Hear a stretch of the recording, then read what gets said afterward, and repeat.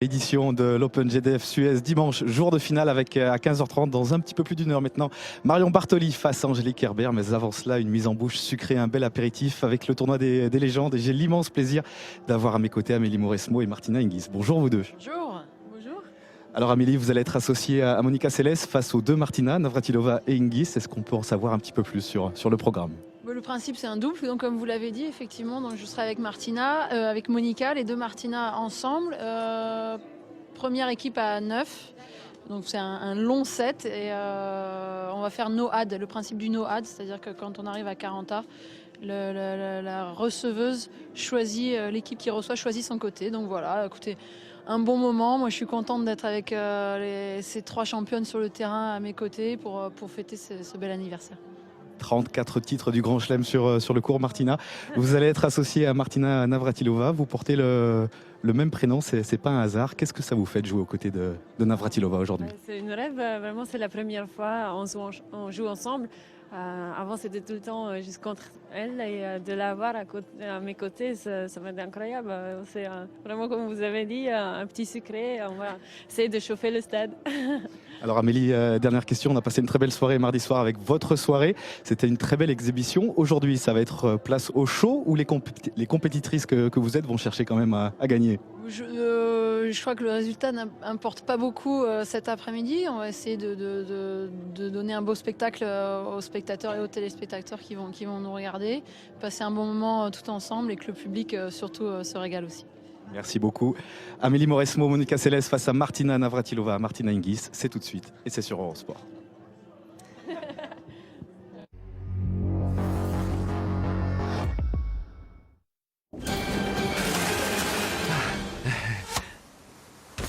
Le danger ne vient pas toujours de là où on l'attend. Citroën C4 avec système de surveillance d'angle mort.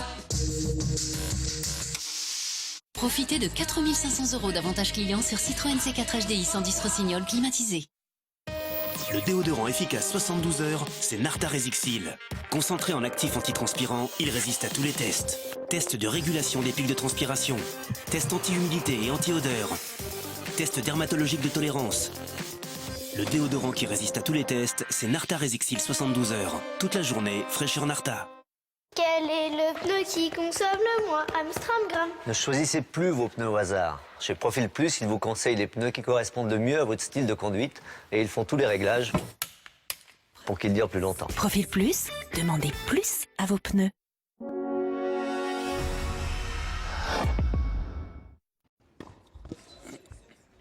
Voilà, on y est en direct dans cette exhibition. Ce match des légendes, donc avec Martina Hingis et Martina Navratilova, les Martinazes opposées à Amélie Mauresmo et Monica Seles. On est à 2 partout pour l'instant, dans ce fameux long set dont parlait Amélie il y a quelques minutes en plateau avec Christophe Plenet. 15A, donc entre les deux équipes, c'est Amélie qui est au service. On a déjà pu se rendre compte, alors que je suis avec Émilie Lois, une autre légende du tennis. Non. Une autre légende gauchère du tennis, parce qu'il y en a 2 gauchères. Il y a beaucoup de parité aujourd'hui. Il y a 6 joueuses en tout, il y a 3 gauchères et 3 droitières. Vous l'avez remarqué, parce qu'en finale, il y a aussi une gauchère et une droitière. En finale de ce tournoi, tout à l'heure. Marion Bartoli face à Angélique Kerber. Bonjour Émilie. Bonjour à vous. On se rend compte donc déjà qu'Amélie aura peut-être encore sa place sur le circuit. Mais vous avez... pas sur cette volée, mais sur ce qu'on a pu voir depuis le début du match. Non, vous avez complètement raison. D'ailleurs, hier, elle a fait un entraînement avec 2 jeunes espoirs du tennis féminin français. J'ai trouvé très affûtée. Elle s'entraîne, hein, mine de rien. Elle court énormément. Et c'est vrai que sur les 4 joueuses qui sont présentes là sur le terrain, ça m'a l'air d'être la joueuse la plus affûtée. Ouais, je pense aussi. Martina Hingis, on voit aussi que Martina Hingis quand même joue un petit peu encore au tennis. Et se réentraîne. Et puis on est content de revoir Monica Seles sur un court. C'est quand même impressionnant. Ça fait très longtemps qu'on n'avait pas vu l'américaine. Est-ce qu'elle a pris sa retraite d'ailleurs officiellement? Oui. Officiellement. Alors Rémi Bourrière de Tennis Magazine, qui est entre nous deux, quand même une référence, dit oui, donc on va le croire. On croit à Tennis Magazine quand même, non? Oui, on va pas faire d'impair non plus, vous voyez.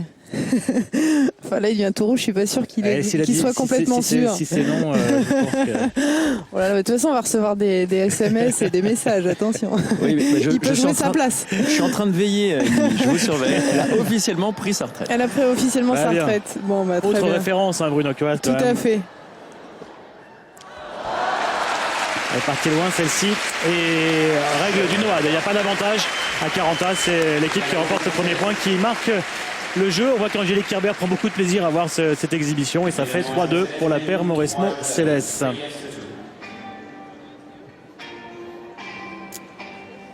Alors, on a quelques interviews. Vous avez vu tout à l'heure Martina Hingis et Amélie Mauresmo en plateau, mais Bruno Claes lui a rencontré les deux autres joueuses. Et on va écouter déjà un petit peu Monica Seles à son micro, c'était tout à l'heure. J'ai eu une très belle carrière, j'ai eu beaucoup de hauts et de bas évidemment, et puis des moments moyens en fait. Mais je pense que chaque joueur de tennis a connu la même chose. J'espérais pouvoir jouer encore quelques années, mais ma blessure au pied m'en a empêché. Je ne pouvais plus jouer en simple, mais j'ai toujours de belles occasions, comme ici, de jouer un superbe double avec des anciennes stars du tennis. J'étais là il y a 10 ans quand j'ai joué à Coubertin, et revenir ici 10 ans après dans un contexte totalement différent pour jouer ce match, c'est vraiment un privilège pour moi. Voilà, Monica Seles que le public parisien est très très heureux de retrouver. 4 Open d'Australie, 3 Roland Garros et 2 US Open pour cette grande championne qui évidemment a été coupée dans son élan en 1993 avec ce terrible incident poignardé sur le court à Hambourg par un fou, un supporter de Steffi Graf, et derrière elle a eu le courage de revenir quand même 2 ans et demi plus tard et d'atteindre encore non seulement la finale de l'US Open, de gagner aussi encore un grand chelem en Australie, de faire encore une finale à l'US. Mais il est évident qu'elle aurait gagné plus que 9 grands chelems si elle avait pu disputer une carrière complète.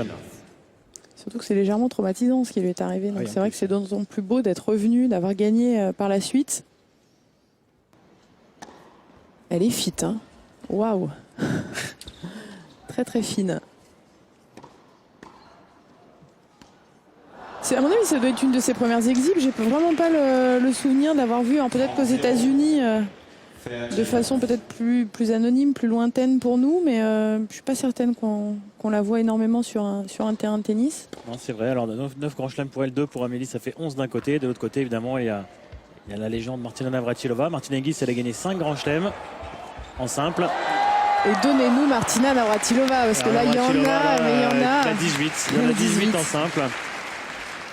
Et en tout, elle a quand même gagné 167 titres en simple et 177 en double, dont 31 grands chelems en double. Ah, c'est monstrueux.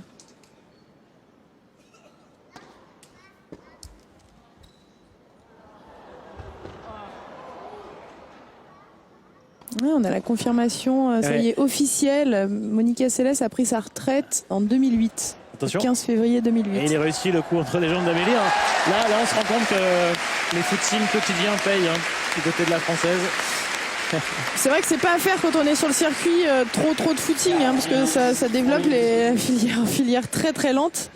Non, mais elle a opté pour le marathon maintenant. Là, il y a le marathon, et puis on sent qu'elle a envie encore de bien sentir la balle. C'est surtout ça. C'est vrai que je vois moins un niveau moindre quand vous entretenez pas. Franchement, vous perdez très très vite.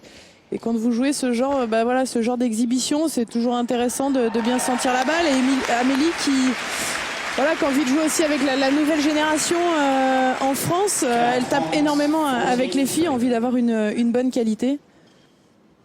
Je pense que aussi ça lui fait plaisir quand elle ressort son fameux revers croisé, bien lifté, bien sortant. C'est intéressant de savoir par rapport au circuit à quel niveau elle pourrait se situer aujourd'hui. Mais on a l'impression. Alors après, il faut voir sur un match entier évidemment, mais à mon avis, elle a encore un assez bon niveau pour battre des joueuses du circuit.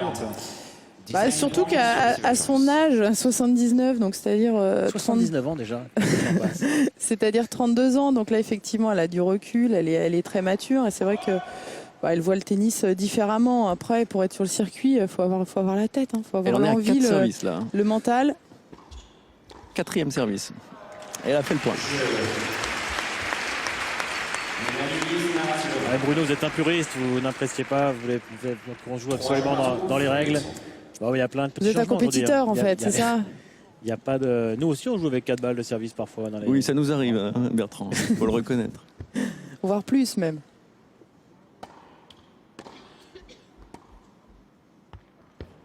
Il y en a à 3 partout. On rappelle que c'est en 9 jeux. Première équipe à 9 qui va s'imposer. Alors, est-ce qu'il y aura l'envie de gagner, Émilie, à la fin quand même pour ces deux équipes? Non, je pense que, à mon avis, il y a pas mal de stress aussi pour faire bonne figure. Donc le plus dur, on le sait, c'est le service. Quand il n'y a pas d'entretien régulier, c'est vraiment le coup le plus difficile à faire. On peut le constater d'ailleurs sur cette rencontre. C'est vraiment de faire bonne figure et de faire plaisir au public, essayer de faire quelques coups spectaculaires par moment, plus que le résultat. Le résultat est secondaire. Martine Hingis qui a fait elle aussi 2 carrières, hein, parce qu'elle avait arrêté fin 2002 et elle est revenue sur le circuit en 2006. Et après, elle n'a plus jamais fait mieux que quart de finale dans les grands chelems qu'elle a disputés. Elle a rejoué pendant 2 saisons complètes, 2006 et 2007. C'est au niveau du démarrage, vous voyez, parce que le coup est là, parce que le service est pas mal. Son premier coup de raquette est franchement bon. Et par contre, le démarrage, là, attention au claquage quand même.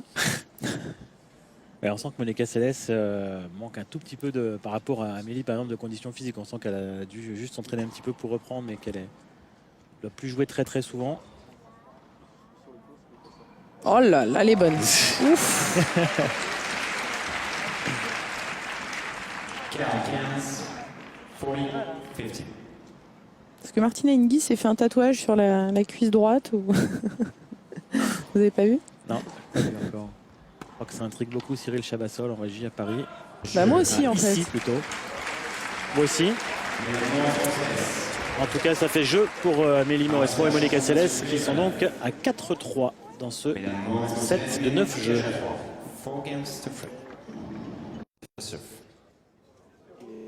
Retour à Coubertin, donc 4-3 pour Mauresmo et Seles face à Hingis et Navratilova. Alors Émilie est passée par la case maquillage, hein, parce qu'il y a la grande finale qui se prépare quand même aussi tout à l'heure de Marion Bartoli face à Angélique Kerber. Du coup, elle va être remplacée pendant quelques minutes par Rémi Bourrière, journaliste à Tennis Magazine. Salut Rémi. Bonjour.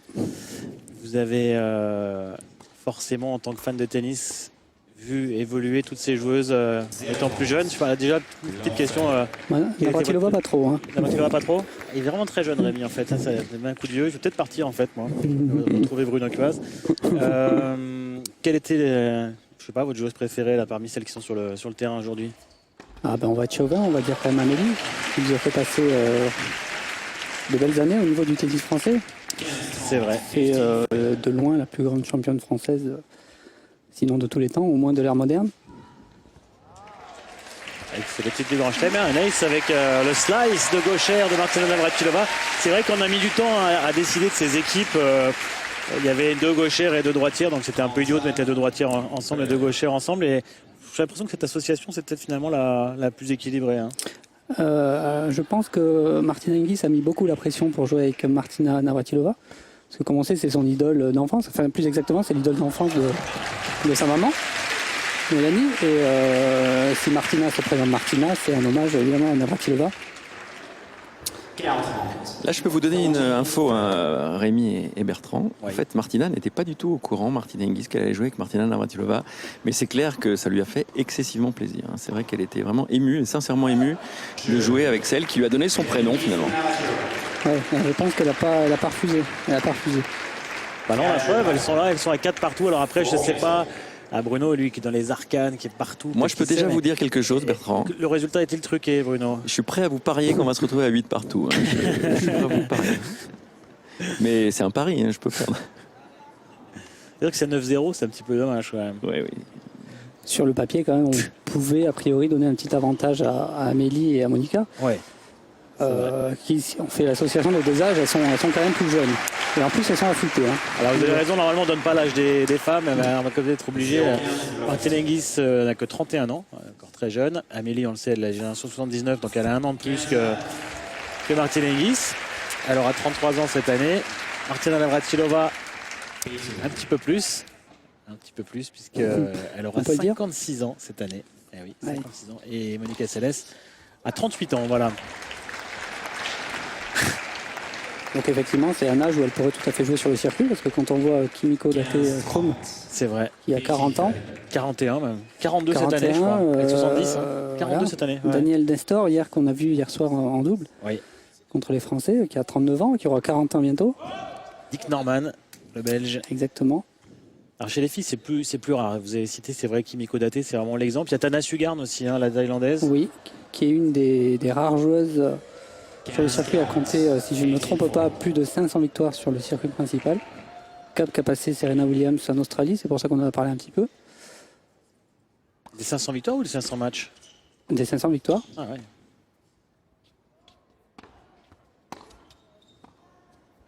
Federer qui en revanche passé le cap des 1000 matchs. 1000 matchs, exact, ouais. En fin de saison dernière, hein, c'était à Bercy, je crois, au Masters. Non, c'est en Australie aussi. On y revient dans quelques instants. 5-4 pour Navratilova et Hingis. On se retrouve après la pub. Qui va venir apparemment. Hein. 5-4 Hingis, Navratilova face à Amélie Mauresco et Monica Seles. Martina Hingis est au service. On va débreaker là pour Amélie et Monica. Surtout que le service n'a jamais été le point fort de Martina Hingis. Et vous avez raison, Rémi. Roger Federer, je crois que c'est contre Del Potro, effectivement, en quart en Australie, qui passe la barre des 1000 matchs. Mais il a eu un autre record fin de saison dernière, mais il y en a tellement que je me souviens plus. Alors en fin de saison dernière, il me semble que c'était la 100e finale jouée. Ouais, il y a ça aussi. Ouais. Il en a gagné 70 maintenant, 70-30. Et pour finir sur les stats, il a également passé le cap des 2007 gagnés en Australie. Mais bon, alors, on va peut-être revenir au tennis féminin. Qui est à l'honneur aujourd'hui. Surtout que Federer, c'est pas son week-end là, avec la défaite de la Suisse 3-0 sèchement face aux États-Unis à domicile. Voilà. D'ailleurs, il était question à un moment donné qu'il joue le double mixte aux Jeux Olympiques avec Martina Hingis. Oui, c'est vrai. Mais on a vu les déclarations de Federer qui n'étaient pas forcément, je sais pas comment vous les avez perçues, mais pas forcément très sympathiques à l'égard de son coéquipier Wawrinka. Ouais. Il faut penser que peut-être que si Martina a lu ça, elle s'est dit peut-être que finalement j'ai bien fait de pas jouer avec eux. Mais il a dit que Wawrinka n'avait pas joué son meilleur tennis vendredi. Et lui non plus n'a pas joué son meilleur tennis vendredi, Wawrinka a perdu 9-7 au 5e et lui, Roger, a perdu 4-7 contre Isner, donc sur terre battue. Je crois qu'il n'était pas très content non plus du choix de la surface. Il a trouvé que cette terre battue était beaucoup trop rapide. Ouais, en altitude en plus. Ah. Après, un coup Davis, à mon avis, avant de choisir la terre battue qui embête les adversaires, il vaut peut-être mieux choisir la surface, je veux dire, qui embête vos adversaires. Il faut peut-être mieux choisir la surface qui vous réussit le mieux. Ouais. Magnifique ça de la part de Martina Hingis, cette demi-volée. Ouais, on voit qu'il y a du toucher. Martina Hingis, qui était présente à l'Open d'Australie, dans le cadre de ses fonctions à l'Académie Mouratoglou, qu'elle occupe désormais, elle avait fait une conférence de presse.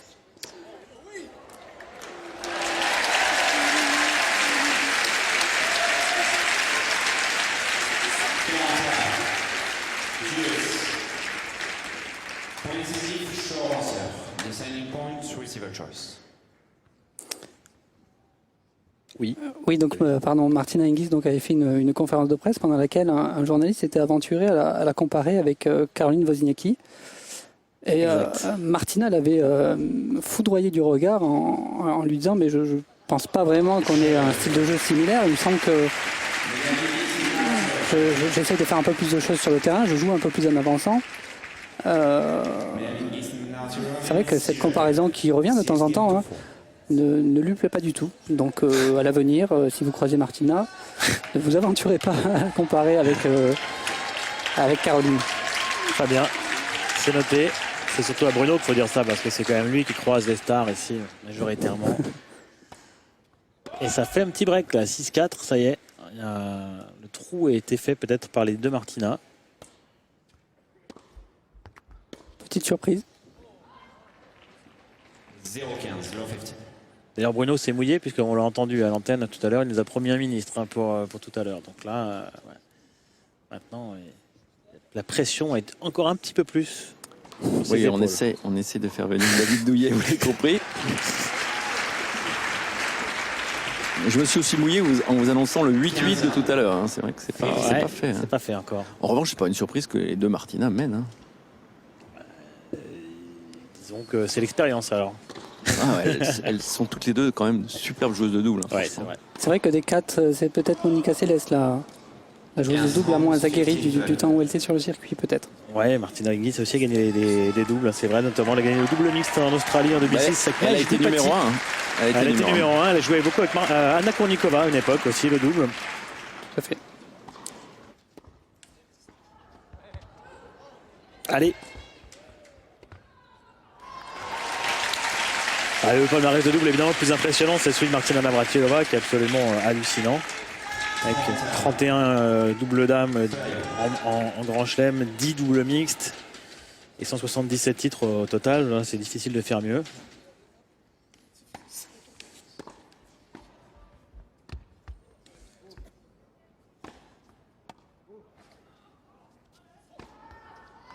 Après, le tout est de savoir aussi si les joueuses donnent tout, mettent tout dans chaque frappe. On voit qu'Amélie parfois est assez généreuse sur les premières volées, par exemple. Elles pas sont de tuer le joueuses. point tout de suite. Elles sont joueuses.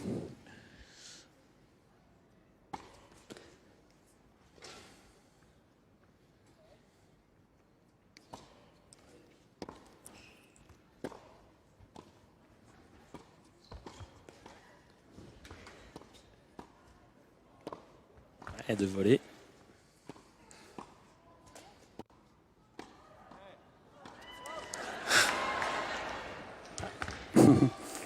Ça va faire mal. Et voilà, le jeu est remporté par Amélie et Monica qui reviennent à 6-5. Allez, retour ici à Coubertin. Vous savez que la finale s'approche de plus en plus. Cette grande finale avec Marion Bartoli, ce sera maintenant dans une grosse demi-heure. La première finale ici il y a 20 ans, mais il y avait des protagonistes de cette rencontre de double et Monica Seles s'en souvient. On va écouter Monica Seles au micro tout à l'heure de Bruno Cuaz. Comment je pourrais oublier ça? C'était une surface très lente, donc je pensais que j'allais battre Martina facilement, mais Martina a gagné 7-6 dans le troisième set. C'était il y a 20 ans et je me souviens encore du match.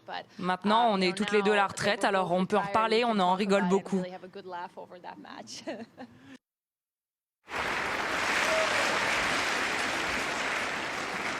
C'est plus facile de rigoler effectivement après. C'est logique, mais c'est vrai que sur le coup, perdre une finale au tie-break du troisième, ça doit être moins rigolo déjà. Et oui, je me souviens de cette finale moi aussi. Elle pleurait, Monica Seles, et elle pleurait très très fort. Et elle était numéro 1 mondial donc, lors de cette finale 1993. C'était au Zénith de Paris. Oui, à l'époque, le tournoi n'avait pas encore lieu à Coubertin. Je crois qu'il avait déménagé l'année suivante. Exactement. En tout cas, c'était une finale de légende qui avait bien lancé le tournoi. Mais dans l'ensemble, c'est vrai que ce tournoi a quand même fourni de belles finales et souvent des très grandes joueuses quand je vois les finales ici. Bon, Amélie, bien sûr, a gagné 3 fois. On avait Kim Clijsters, même si elle a perdu, qui était en finale l'an dernier, face à une joueuse qui est maintenant numéro 2, enfin qui a passé numéro 3 mondial, mais qui a quand même gagné le Masters et Wimbledon derrière. Il y a quand même beaucoup de joueuses de très grand renom qui ont été en finale ou qui ont gagné ici. Et en plus, il y a beaucoup de Françaises qui ont brillé. Donc dans l'ensemble, cet Open GDF Suez quand même a un très beau palmarès. C'est pour ça que ça aurait été dommage de perdre Sharapova et Bartoli cette semaine et que finalement Marion a réussi en se bagarrant à être là le dimanche et à perpétuer un peu la tradition des joueuses françaises qui réussissent bien dans ce tournoi. Oui, parce qu'il y a également Julie Haddard qui s'est imposée. Oui, et une finale et un titre. Ouais. Marie Pierce. Nathalie Tauziat.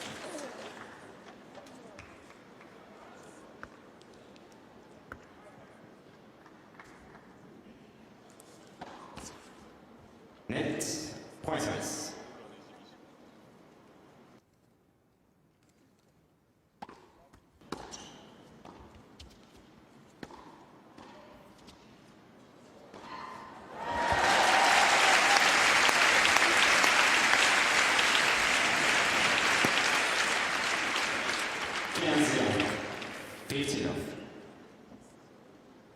Ce qui est bien, c'est que cette année, Marion Bartoli a suppléé un petit peu aussi les têtes d'affiche supposées, qui peut être donc Maria Sharapova ou Nali, qui a abandonné dès le premier tour. Donc le tournoi a été amputé assez rapidement. Il y a eu des forfaits aussi, Lisicki, Jankovic. Donc bon.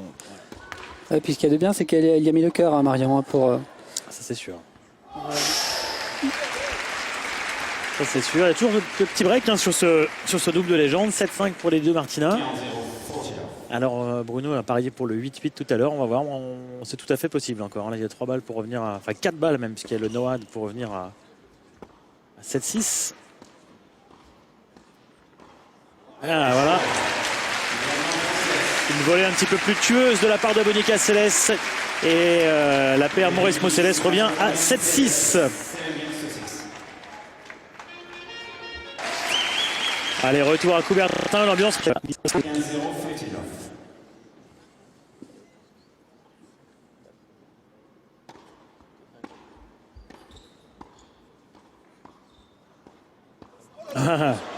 Allez, la main d'Amélie n'est pas mal non plus. Oui, il y a des mains de chaque côté. On va vous remercier beaucoup Rémi Bourrière d'être passé nous voir. Avec plaisir. Bonne finale à vous et on va retrouver Émilie Bourrière, donc de Tennis Magazine, que tous les fans de tennis connaissent évidemment très bien. Et lisent probablement également avec assiduité. Émilie parfaitement maquillée, rien à dire. Là, ça y est, je suis prête. C'est vrai, je vous plais? Ah ouais, incroyable. Heureusement qu'il y a quelqu'un entre nous parce que là...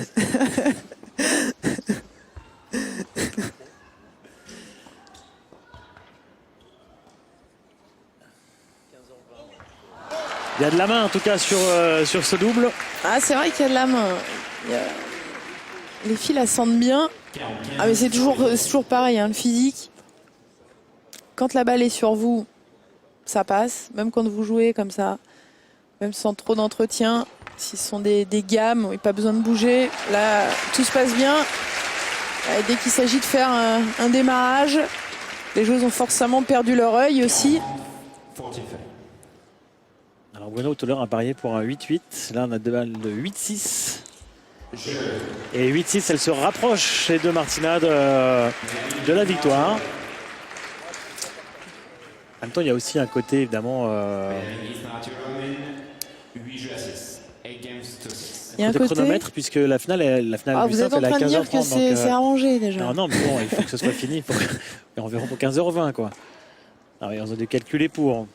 Ah, voilà, c'est bien fait ça. Peut-être que Bruno a raison, un petit 8-8, un super tie-break en 10.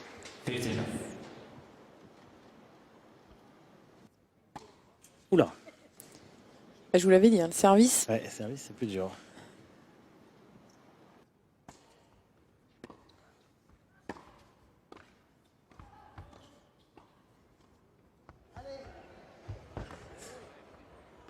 C'est Amélie qui couvre le terrain dans son équipe.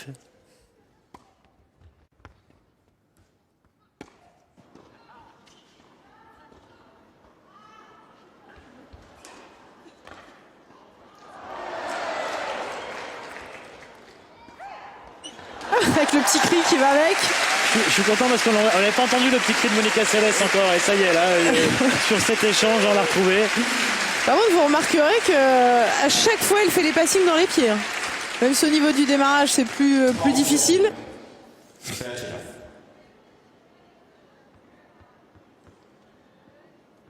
Par exemple, petit cri, ouais, c'est petit cri. Ouais, ouais. C'est moins... Mais c'était une des premières joueuses à crier sur le court.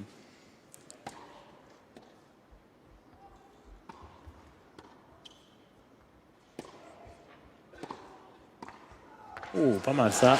Belle volée.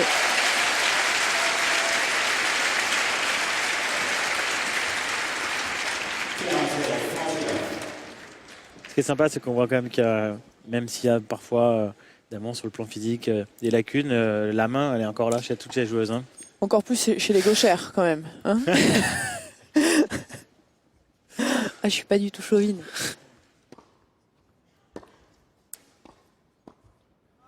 Et la volée de Martina, c'est quand même un grand moment. Techniquement, même maintenant, c'est du solide. Elle aussi, elle a quand même fait évoluer le jeu de façon incroyable, puisque c'est aussi une des premières joueuses à faire évoluer le jeu vers l'avant, à jouer service volé.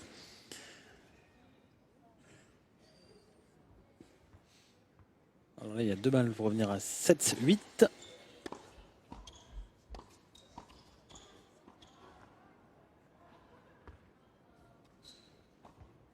Mais voilà, c'est fait. 8-7. La décision n'est pas encore faite dans ce double des légendes.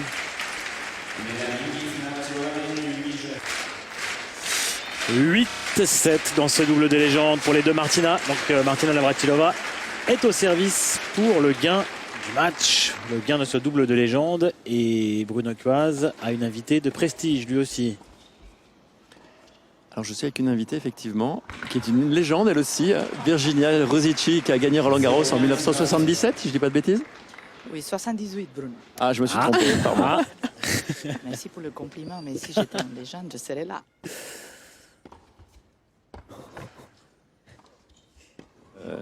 Vous n'avez jamais joué ce tournoi, mais vous l'avez dirigé, Virginia, et c'était vous la directrice lorsqu'il y a eu la finale entre Céleste et Navratilova. Vous étiez la première directrice de ce tournoi. Oui, effectivement, grâce à IMG, à Patrick Proisy, qui m'avait donné cette responsabilité il y a 20 ans. Donc, où sont passées ces 20 années? Voilà, non, c'était une expérience enrichissante. Et alors là, vous les revoyez sur le court aujourd'hui, il y a toujours le même plaisir de voir ces championnes? Ah, surtout de voir des champions comme les 4 qui sont là. C'est absolument magnifique de voir combien ils sont doués, combien ils ont encore le plaisir d'être sur le court. C'est vraiment très sympa. Merci Virginia, qui a été aussi notre collaboratrice pendant de nombreuses années, on ne l'oublie pas, Bertrand. Exact, exact. Eh oui, magnifique. Oh, ça c'est beau. Et ce seront donc 2 balles de match pour les Martina avec ce magnifique coup entre les jambes de Martina Hingis qui a répondu à Amélie qui l'avait réalisé tout à l'heure. 3 balles de match, puisqu'il n'y a pas de, comme il n'y a pas d'avantage. 3 possibilités de gagner, ça semble bien parti.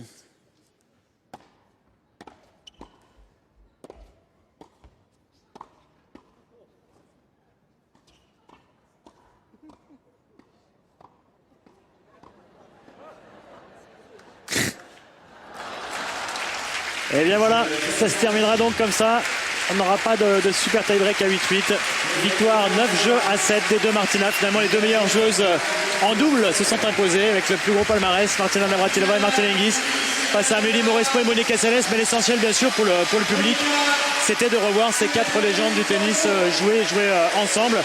Et je pense que le public a pris du plaisir parce qu'on a vu quand même du beau tennis avec toujours cette envie de jouer et toujours pas mal de mains chez toutes ces joueuses. C'était pas mal parce qu'on se rend compte qu'il y a énormément de talent, quoi. Ça fait très longtemps qu'elles ont mis fin à leur carrière, excepté Amélie, c'était plus récent. Martina Hingis également, mais on sent que voilà, il y a quand même pas mal de contrôle, on sent qu'il y a de la sensation et on se rend compte aussi qu'il y a des joueuses qui s'entretiennent beaucoup plus que d'autres. Voilà, les deux Martina qui s'imposent dans ce double des légendes, tout sourire. Je pense que Martina Hingis était vraiment contente aussi de jouer avec Martina Navratilova. On sait aussi que Marion Bartoli, elle, voulait jouer des balles avec Monica Seles. Malheureusement, pour elle, la présentation est différente puisqu'aujourd'hui, il faut qu'elle joue sa finale et après, elle va partir à Doha. Donc, elle n'aura probablement pas la possibilité d'échanger ces quelques balles comme elle le souhaitait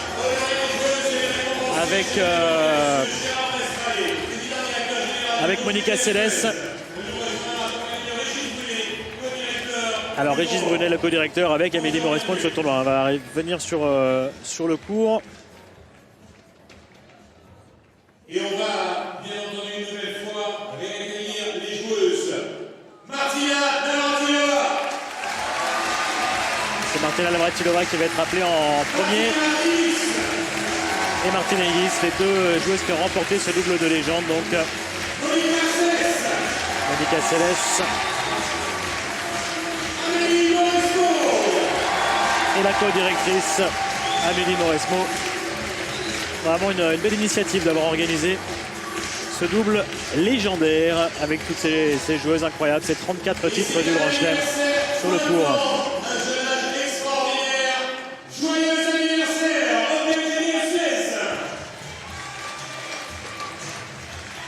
Voilà, et je crois que nous allons retrouver, pour lancer la finale, qui aura lieu dans une vingtaine de minutes maintenant, Christophe Plenet en plateau avec pas mal d'invités. Exactement, Bertrand, merci beaucoup. Il y a Émilie Loy qui était à vos côtés, qui nous a rejoint sur la plateforme Eurosport. Bonjour Émilie. Bonjour. Et puis également Romain Lefebvre, le responsable de la rubrique tennis à l'équipe. Salut Romain. Bonjour Christophe. Alors Émilie, Romain, un petit mot sur ces 4 grandes dames, 34 titres du Grand Chelem à L4. Elles ont de beaux restes quand même. Il y a de beaux restes, il y a de la main, il y a du talent, ça c'est clair. Et je trouve que c'est un super anniversaire pour l'Open GDF Suez, que les 4 soient réunis aujourd'hui. Ça fait plaisir de revoir Monica Seles. Ça fait longtemps qu'on ne l'a pas vue sur les terrains. Elle a énormément changé, hein. Très très fine, très fine. Oui, très fine. Peut-être un peu moins de puissance qu'à l'époque, évidemment. Mais il y a toujours cette grinta. C'était vraiment très agréable à voir. Et finalement, les 2 meilleures joueuses en double se sont imposées. La logique est respectée, si je puis dire. Après, il y avait le temps, hein, qui jouait énormément.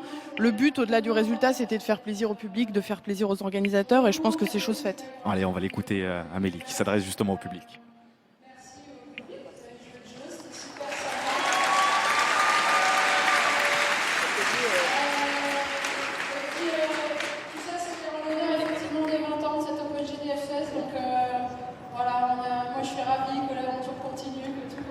Je pense que c'est vraiment un bel événement et dans une salle plutôt sympathique. Donc l'année prochaine. Thanks, guys.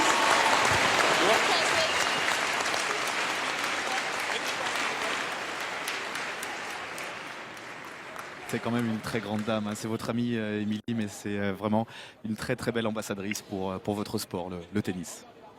C'est top qu'elle s'investisse dans le tennis féminin comme ça. C'est vrai que le tournoi, pour nous, ancienne joueuse, ce tournoi est particulier. Il y a Roland Garros et il y a ce tournoi qui nous a toujours réussi, qui a énormément réussi Amélie. Et je trouve ça super qu'elle s'investisse dans l'organisation et qu'elle soit que directrice. Au-delà des joueuses qui sont présentes, au-delà du plateau, il est important d'avoir un grand nom aussi pour que le public réponde présent. Et c'est super qu'elle ait fait ça. Romain, vous êtes responsable de la rubrique tennis à l'équipe, je le disais. Ce sont les 20 ans de l'Open GDF Suez. Quel regard vous portez sur l'évolution du tennis féminin depuis 20 ans maintenant ? C'est une